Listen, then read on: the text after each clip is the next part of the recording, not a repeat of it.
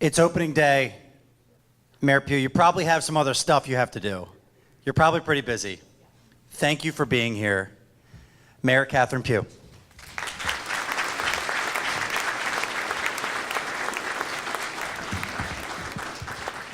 First, let me say thank you for the invitation.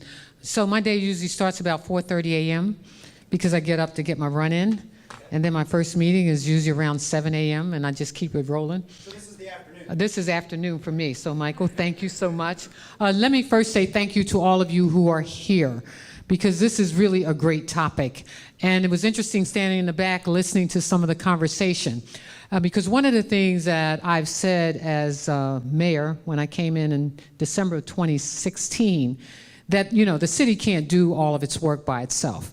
And having gone back to the days of William Donald Schaefer and a complete understanding of urban development action grants and what they were able to do for neighborhoods and communities throughout this city, and how this city particularly focused really on building up its downtown because we were in desperate need of creating an economy of tourism in our city. But what happened, if you go back and look at where our city is today, we underinvested in a number of neighborhoods in our city. And in fact, if you go out into some of the neighborhoods, they still look like war-torn zones. But yet, since 2010, we've added some 18,766 new units in Baltimore. 4,306, I believe, are currently under construction, with 2,357. Now, folks talk about how population has gone down in Baltimore, but people have not talked about how wealth has gone up. And in fact, what you see in terms of those who have moved out or those who have gotten Section 8 vouchers, which counts for about 4,000 to 5,000 people who've moved out of our city because of this whole opportunity neighborhood project that people think that Baltimore doesn't have opportunity neighborhoods, so they've directed people out of the city instead of in the city.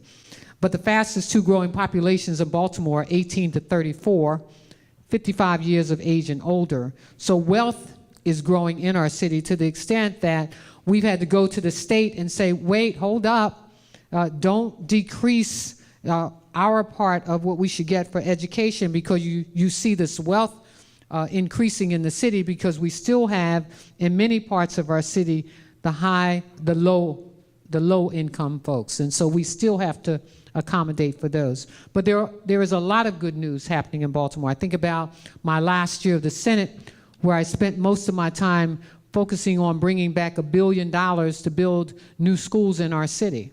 And we've built, I think, 4 thus far, another 7 before the end of 2019. We're on track. We will build more brand new schools in Baltimore City than the entire state of Maryland, in every single jurisdiction. Unheard of, probably across the country. We're on target to build 23 to 28 more new schools and getting additional monies, because we believe that there are 2 reasons that people want to live in cities: quality of education and crime. And you all know where we were last year. And I can tell you, being a Bloomberg city, one of the things that we focused on was how do we reduce violence in our city. And so I was telling someone that we had a conversation in one of our Harvard classes, and I said, I wonder what it would be like to put all of my department heads together with my command staff. Would that, in fact, improve violence in our city? So you know when something, as a former banker, you know when something happens in 1 month, you say, you know, that's not enough to measure by. 2 months go by and you're still trending in the right direction. You don't want to have any big conversations around that. But I want you to know that the 3rd month went by, and now we're in the 4th month of violence reduction in our city, down in every single category, almost 30% across the board. So we know we have to improve violence in our city, increase schools in our city, and quality of education, because that's what attracts that 35 to 54-year-old to stay in Baltimore City. We're seeing a real uptick in young people moving in the city. They think, as Forbes magazine says, we are one of the top 10 coolest cities in America. New York Times said among the 52 cities in the world, we're one of the cities that you don't want to miss. And people keep telling story after story after story. But when I look at what we need to do in Baltimore City, it is how we become more inclusive. and diverse in terms of how we disseminate our dollars, and more importantly, how we invest in neighborhoods that have been underinvested in. I take, for example, the slots impact money. How many people know we get slots impact money in the city? So what we do with that slots impact money, for 14 years we've been getting slots impact money in Park Heights. And I said, well, I don't see a tremendous difference in what is taking place in Park Heights today in comparison to 14 years ago. A minimum of $5 million a year for the last 14 years. $5 million should leverage $50 million. And $50 million ought to leverage $500 million in investment. And that's what should have happened in Park Heights. When I think about the Pimlico racetrack, which is one of my top priorities, because the Preakness belongs in Baltimore, and we don't intend to let it go. And so we intend to make sure that we're investing in the Park Heights corridor. And so what I've said, because the mayor gets to direct that investment, 85% of the dollars that come into Park Heights will go towards developing that corridor of Park Heights. And so we're looking for investors to take a look at these kinds of communities that deserve that kind of investment. But we also believe that we ought to have more skin in the game. I tell people, if you look at Detroit, if you look at Cincinnati, if you look at Cleveland, those cities didn't come back by themselves and are still trying to come back. They came back because business community decided that they want to invest in their city. And so they put up, in one case, over $150 million. In another city, they pulled together something like $300 million to invest in rebuilding neighborhoods and communities. And so in my State of the City address, what I said is that we need assistance in Baltimore to rebuild neighborhoods and communities because we need to incentivize development in our city. So what does that mean? So I said, if you were to repair every border house, since we own 14,000 of them, and what I say to folks, I look at them as assets. So the question becomes, what are you going to do about them? Are you tearing them down? Are you rebuilding? We've got $75 million from the state to tear down or rebuild neighborhoods. So how do you bring that together? Whether it is TIF financing or whether we create the incentives or payment in lieu of taxes, what do we do to increase our population? Because I believe that we can get to a population of about 700,000, but it's how you incentivize the development in those neighborhoods. So one of the things that we're looking at is creating our own investment module so that we can get folks to understand that we believe in Baltimore City. So we plan on creating an investment fund for Baltimore City, by Baltimore City, that will be about $50 million. And then what I'm saying to those in our communities who want to see our city grow, help us to get to $200 million a year over the next 5 years. $1 billion investment in the city will help us turn our city around. Because it is about how we work together, how we become more inclusive, how we become more diverse, and not just focusing in on our downtown neighborhoods. And they're important because that's where tourism is. That's where most of our restaurant industry is. But at the same time, we need strong communities. And let me give you an example. If you build new housing in Baltimore, before it's built, it'll be gone. I look at neighborhoods like Hamden, where we're building new properties up there. And I look at the transition of neighborhoods that people probably don't even think about anymore, like Ashburton, you know, where you probably would a couple years ago bought a house for $100,000 or $200,000, and now they're selling for $350,000 and $400,000. Single family neighborhood that people aren't paying much attention to. We're not building enough single family neighborhoods in Baltimore City. But I can tell you, and those of you who are building in our downtown communities can see the change. I'm really excited about the Perkins Project because it is about not just city investment, it's about federal investment. It's about a partnership with the private sector. And that's the kind of investment we need in order to move our city forward.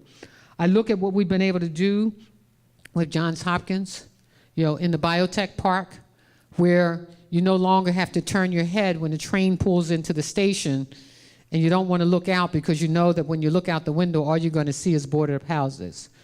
Johns Hopkins University has helped us to transform that view. And that's because Johns Hopkins worked with the city and said, let's build and create an opportunity for people to live near where they work. And so they created a $35,000 incentive. And so what has happened on the west side of Baltimore, working with the University of Maryland, another $18,500 incentive for people to live near where they work. And so now we're working with LifeBridge and others to say, let's look at these neighborhoods that need to be redeveloped, and let's create incentives for folks to live near where they work. And we're looking at this whole property tax issue, and I can tell you that taxes in Baltimore are down by about 7% when we look at this upcoming year. I was just going through my budget recently and said, you know, we're going to continue the trajectory of reducing taxes. You know, and our tax structure is a little bit different because, you know, in the counties, they separate their water and all of those other things. And so it's a little bit different in terms of how they assess. But here's what we do know, that we have a lot of property that we own. And I've said to my housing department that we will create a land bank because we can't do this work by ourselves. You know, we'll be 14 years if we wait on just Baltimore tearing down houses. You know, these are assets. So the question should be for the city is, how do you capitalize on your assets, create the opportunities for other folks to want to do the kind of development that can take place in this city that's taking place in cities across the country. And so just yesterday, I think 2 days ago, I was with the governor where we did another takedown of several properties over in West Baltimore. And then, you know, I am really grateful to La Cité in terms of, Dan, the work that you're doing over there, because I believe that when you're done, it'll be about 3,000 new units online for Baltimore City, something unheard of, right across from University of Maryland. And you can see with Camden Crossing how people are now crossing over Washington Boulevard and looking at this area as an area of investment. And we want to see that investment continue and move up further. I tell folks that one thing that we must do is transform the corridors of Baltimore, because they are the impressionable corridors. Whether you're looking out of the window of the train station and looking over to East Baltimore, or you're coming down Reisterstown Road or Druid Hill Avenue. Those become the corridors by which you become judged, whether it is Monroe Street going south or Fulton Street coming north or Broadway. Those are or North Avenue from Hilton to Milton. We have to transform those corridors so that we can transform neighborhoods and communities.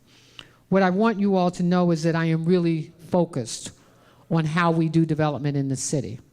I tell people, as a former banker, business owner, newspaper owner, store owner, dean and director of Strayer Business College, that everything that I've done to this point has prepared me to lead this city.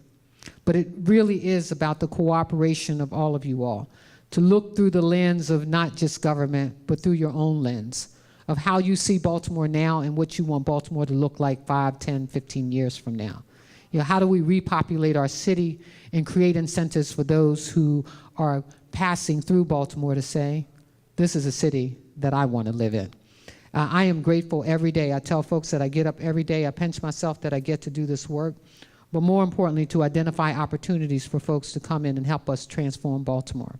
You know, there are other articles that are being written about the greatness of the city. What we need is more cheerleaders who understand that the investment that you made will pay off in the long run. Again, thank you for being here. Let's continue this discussion. Let's rebuild Baltimore. Let's make it the city that all of you, as I am, are proud to be a part of. Thank you. Thank you very much.